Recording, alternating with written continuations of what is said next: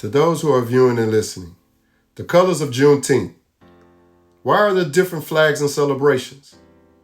As Juneteenth continues to grow in national recognition, one question continues to surface. What are the actual colors of Juneteenth? If you spent time in Galveston, Texas, the recognized birthplace of Juneteenth, you've likely seen the official Juneteenth flag flying on certain parts of the city. And those from Gtwn, The Rock, knows just what I'm talking about. Not the noun flag that features red, white, and blue with a white star burst across a horizontal line. The date, June 19, 1865. But some people all of a sudden are surprised when they see Juneteenth celebrations using red, black, green, and sometimes yellow. And why? So which one is correct? Their answers is both, and you should ask questions about that. The so-called official Juneteenth flag was created in 1997 by activist Ben Haith, known as Boston Ben. And what Juneteenth board did he go through?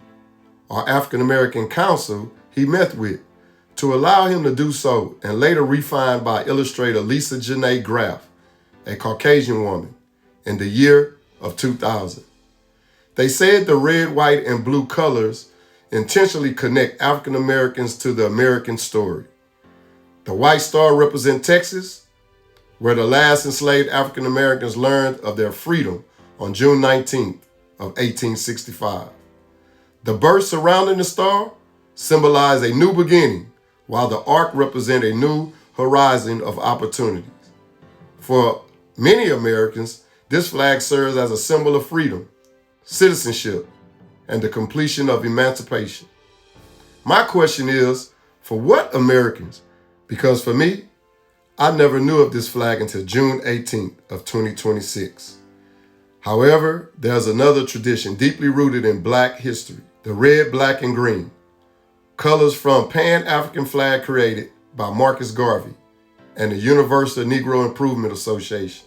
These colors I know of that became powerful symbols of Black identity and pride throughout the African diaspora. Red represents bloodshed by Africans and their descendants. Black represents the people. Green represents the land and African heritage. Yellow is sometimes incorporated in symbolizations and symbolize prosperity, hope, culture, and pride. These colors that I know of that have been embraced by generations of African Americans long before Juneteenth became a federal holiday. So perhaps these questions should be which colors are right. Maybe the question is, what story are we trying to tell? One flag emphasized freedom with the American experience. The other emphasized African heritage, identity, and cultural unity. They say both tell important parts of the African American journey, but I only know of one. How about you? Now, living in Galveston County area, I've noticed something interesting. When entering Galveston, and those coming to Galveston today will witness the same thing. First, coming off the causeway, to your right, you will see the sign recognizing Juneteenth in the colors that I have always known them to be. Driving down Broadway and through the city, during Juneteenth season, I saw the so-called official red, white, and blue Juneteenth flag displayed prominently. What I've never saw was the red, black, green, and yellow colors displayed in the same way. That observation raised an interesting conversation. Is Juneteenth being presented primarily as an American freedom story, or should equal emphasis be placed on the broader cultural and historical connections that Africa and the African diaspora? And that brings me to another topic.